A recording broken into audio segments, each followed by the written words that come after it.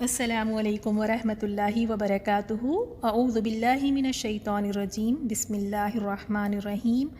لفظی ترجمہ دیکھیں گے انشاءاللہ سورۃ البقرہ آیت نمبر 114 سے۔ ومن و اور، من کون، اظلم بڑا ظالم ہے، ظلم سے ہے لفظ، اظلم بڑا ظالم ہے۔ بڑا کہاں سے آیا؟ اگر دیکھیں آپ نا اس طرح کے اس پیٹرن میں اگر ورڈز آتے ہیں جیسے اصغر، اکبر، احسن، اظلم، تو ایسے پیٹرن والے لفظ میں زیادہ کی بات آئے گی۔ تو اظلم بڑا ظالم ہے، ممن، اس کو ہم دو پارٹس میں بریک کریں گے، من پلس من، من سے، من جو، جب یہ دونوں کو ہم جوڑ لیں گے تو کیا بن جائے گا؟ یہ ممن، اس سے جو،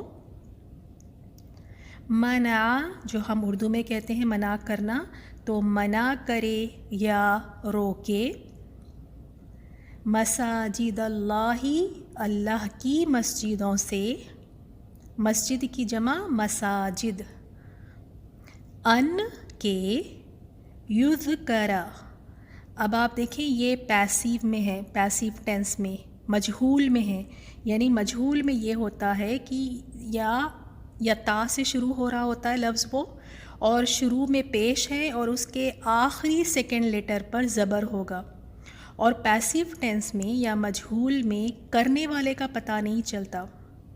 تو یہاں دیکھیں پیسیو ٹینس میں ہے، یذکرہ پیش سے شروع ہو رہا ہے، یا سے ہے، اور سیکنڈ لاسٹ لیٹر یعنی کاف پہ زبر ہے، تو ذکر کیا جائے، ذکر کیا نہیں، ذکر کیا جائے، فیہا، فی میں ہا اس، یعنی ان میں،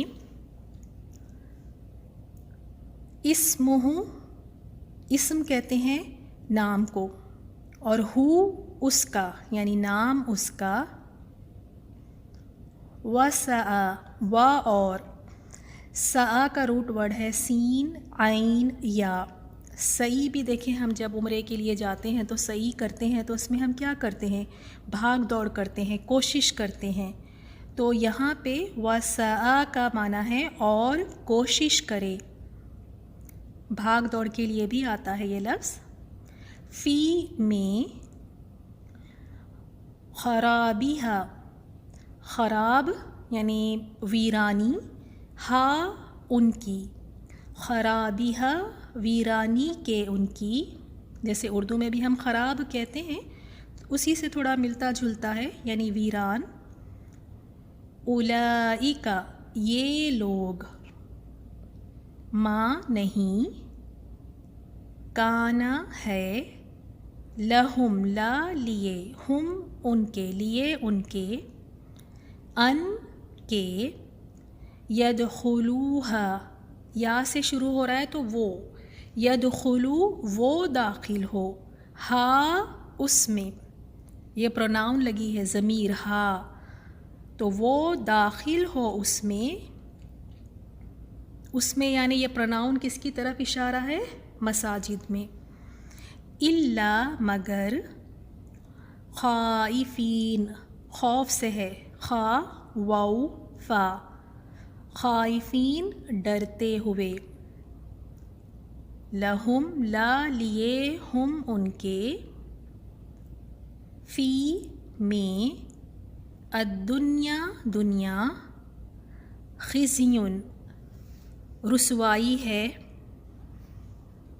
ذلت کو بھی کہتے ہیں، وَلَهُمْ و اور، لا لیے، ہم ان کے اور لیے ان کے، فی الآخرتی آخرت میں، عذاب عذاب ہے، عظیم بہت بڑا۔ آیت نمبر 115، وَلِلَّهِ و اور، لیے، اللہ اللہ کے، اور لیے اللہ کے، المشرق مشرق، والمغرب اور مغرب، فَأَيْنَمَا فا تو، اینما جہاں کہیں بھی، اینما کا معنی ہے جہاں کہیں بھی، تولو تا سے شروع ہو رہا ہے تو تم منہ موڑو گے. فثم، اس کو غور سے دیکھیں، یہ ثم نہیں ہے، فا کے اوپر زبر ہے. ثم کا معنی ہوتا ہے پھر، لیکن یہاں پر زبر ہے تو اس کا معنی ہوگا وہیں یا اسی جگہ پر. تو فثم، فا تو، ثم وہیں اور اسی جگہ. وجہ، وجہ چہرے کو کہتے ہیں، چہرہ ہے یا ذات، اللہ اللہ کا.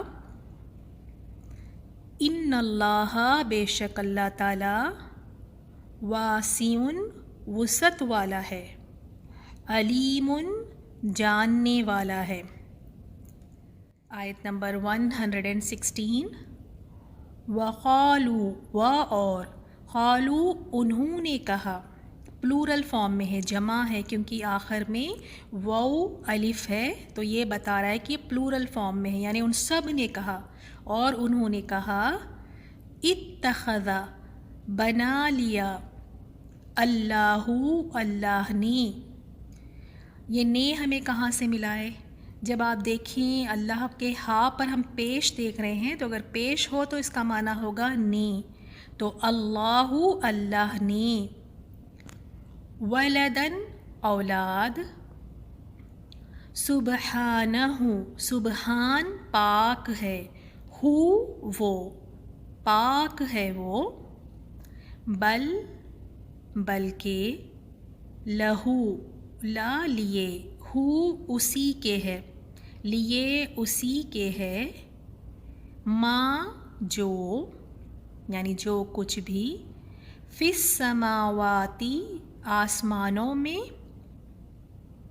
آسمانوں میں ہے. والارضی و اور الارضی زمین میں. کلو سارے کے سارے، لہو لا لیے، ہو اس کے لیے اس کے. قانتون روٹ ورڈ ہے، قاف نون تا. قنوت بھی اسی سے ہے. قنوت کیا معنی ہوتے ہیں؟ عاجزی کے لیے آتا ہے یہ. تو قانتون فرما بردار ہے، تابع فرمان ہے. آیت 117. بدیع روٹ ورڈ ہے، با دال عین.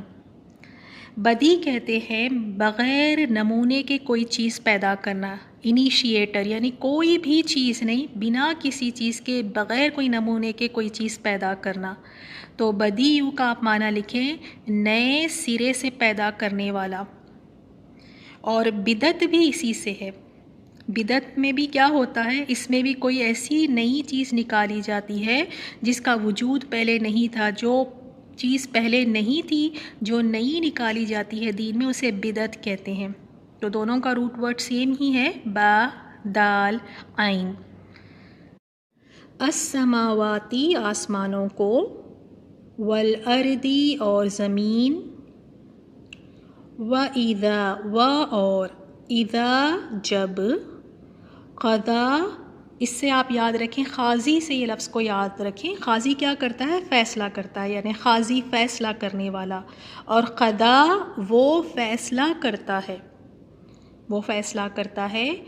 امرن، امر کام کو کہتے ہیں. تو ہم یہاں ترجمے میں لکھیں گے کسی کام کا.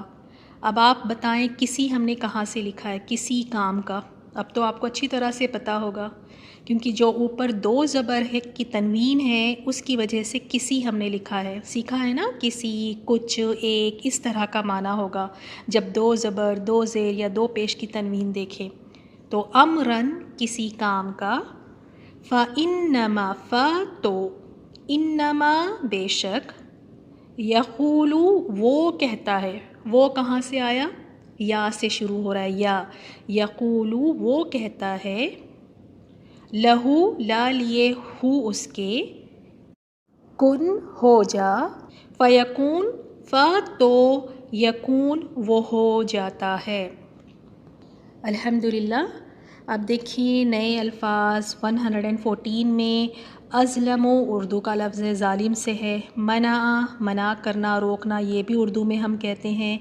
اور وسعہ تھوڑا سا اگر آپ اس پہ توجہ دیں گے تو جیسے ہم عمرہ کرنے کے لیے جاتے ہیں، سعی کرتے ہیں تو اس میں بھی بھاگ دوڑ کرتے ہیں، کوشش کرتے ہیں، تو سعی کا معنی کوشش، اور خرابیہا ویرانی، اور باقی کے نیکسٹ پیج پر ہم دیکھیں گے، یہ شاید آپ کے لیے نیا ہو، فَأَيْنَمَا، فا تو اینما جہاں کہیں بھی، اور اس کو ذرا دھیان سے دیکھیں، فَثَمَّا ہے، فَثُمَّا نہیں ہے، فا تو ثم وہیں یا اسی جگہ، اور وجہ چہرے کو کہتے ہیں، اور نیا لفظ ہے آیت 116 میں قانتون، فرما بردار، تابع فرمان، اور بدیع السماواتی، بدیع ہم نے دیکھا یعنی نئے سرے سے پیدا کرنے والا، اور بدعت بھی اسی سے آیا ہے، تو الحمدللہ ان ورڈز کو ہائی لائٹ کر لیں۔ چلیں انہی آیات کی ایک مختصر سی ہم تفسیر سن لیتے ہیں تاکہ یہ آیات ہمارے لیے سمجھنے میں آسان ہو جائے۔ جزاک اللہ۔ آیت نمبر 114 میں اللہ تعالیٰ فرماتے ہیں، اس شخص سے بڑھ کر ظالم کون ہے جو اللہ تعالیٰ کی مسجدوں میں اللہ تعالیٰ کے ذکر کیے جانے کو روکے۔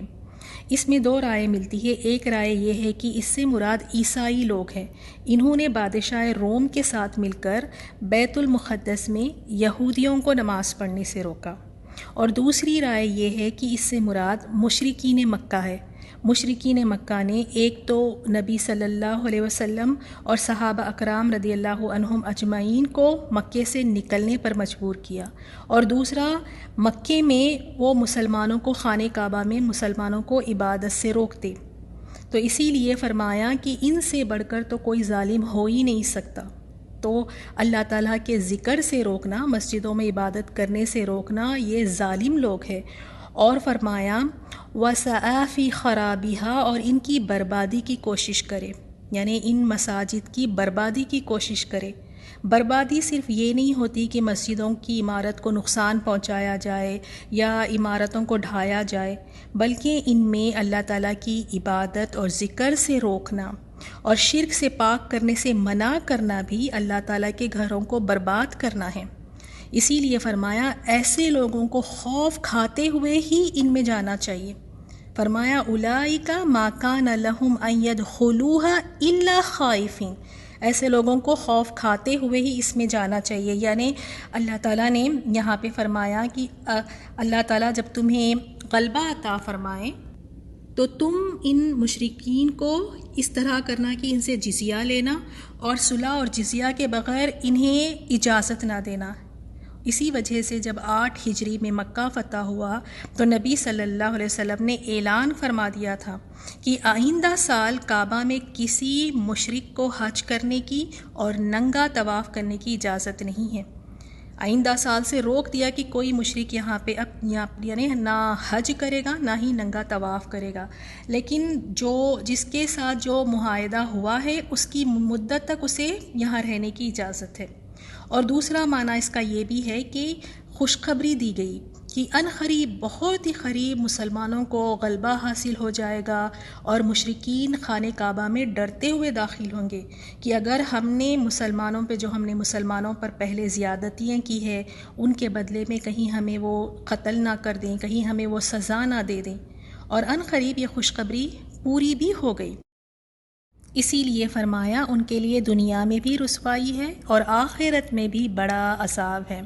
آیت 115 میں اللہ تعالیٰ فرماتے ہیں وَلِلَّهِ الْمَشْرِقُ وَالْمَغْرِبُ، اور مشرق و مغرب اللہ ہی کے لیے ہے، لہٰذا تم جس طرف بھی منہ کرو گے وہیں ہے اللہ تعالیٰ کا چہرہ۔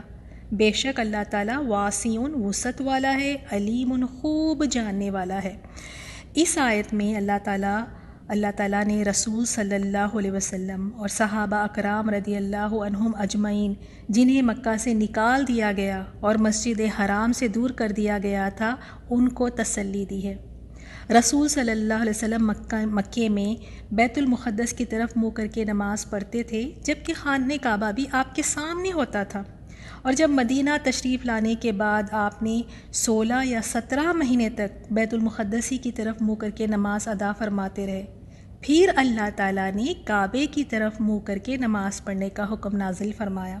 اسی لیے فرمایا وَلِلَّهِ الْمَشْرِقُ وَالْمَغْرِبُ، اور مشرق اور مغرب اللہ ہی کے لیے ہے، لہٰذا جدھر بھی تم رخ کرو ادھر اللہ کا چہرہ ہے۔ اور دوسرا یہ بھی روایت میں آتا ہے کہ جب رسول صلی اللہ علیہ وسلم ہجرت کر کے مدینہ آئے تو مدینہ کے جو لوگ تھے وہ یہودی تھے۔ اللہ تعالیٰ نے جب آپ صلی اللہ علیہ وسلم کو مدینہ میں بیت المقدس کی طرف ہی منہ کر کے نماز پڑھنے کا حکم دیا تو یہود تو اس پر بہت خوش ہوئے، وہ تو بڑے خوش تھے۔ آپ صلی اللہ علیہ وسلم نے اس طرح 10 ماہ سے زیادہ عرصے تک بیت المقدس کی طرف منہ کر کے نماز پڑھی، لیکن آپ صلی اللہ علیہ وسلم قبلہ ابراہیم کو پسند فرماتے تھے، اس لیے آپ دعا فرماتے اور آسمان کی طرف دیکھا کرتے تھے کہ تحویل قبلہ کا حکم کب نازل ہوگا۔ تو اس موقع پر اللہ تعالیٰ نے پھر یہ آیت نازل فرمائی تھی 144 سے 115 میں، جس میں یہ اللہ تعالیٰ نے فرمایا یہود شک میں مبتلا ہو گئے اور کہنے لگے ہیں کہ اس قبلے سے جس پر یہ لوگ پہلے تھے کیوں منہ پھیر بیٹھے ہیں۔ اس کے جواب میں اللہ تعالیٰ نے پھر یہ آیت نازل فرمائی وَلِلَّهِ الْمَشْرِقُ وَالْمَغْرِبُ، اے نبی کہہ دیجئے مشرق اور مغرب سب اللہ ہی کے لیے ہے۔ آیت 116 میں فرمایا اور انہوں نے کہا اللہ نے اولاد بنا لی، وہ اس سے پاک ہے، بلکہ اسی کے لیے ہے جو کچھ آسمانوں اور زمین میں ہے، سب اسی کے فرما بردار ہے۔ یعنی اللہ تعالیٰ تو وہ ذات ہے کہ زمین کے ہر چیز کا وہ مالک ہے اور ہر چیز اس کی فرما برداری کر رہی ہے۔ بدیع السماوات والارض، اور زمین اور آسمان کا ابتداءً پیدا کرنے والا ہے، اور جب اور جس کام کو کرنا چاہے کہہ دیتا ہے ہو جا، بس وہ ہو جاتا ہے۔ تو یہاں پر یہ دلائل دے کے بتایا گیا ہے کہ جو ہر چیز کا مالک ہے اور جو بدیع السماوات والارض ہے، یعنی جس نے کسی بغیر نمونے کے، کوئی نمونہ نہیں تھا، بغیر نمونے کے جس نے زمین اور آسمان کو پیدا کیا، بھلا اس ذات کو اولاد کی کیا ضرورت ہے؟ اسے تو کوئی اولاد کی ضرورت نہیں ہے، وہ ان سب چیزوں سے پاک ہے۔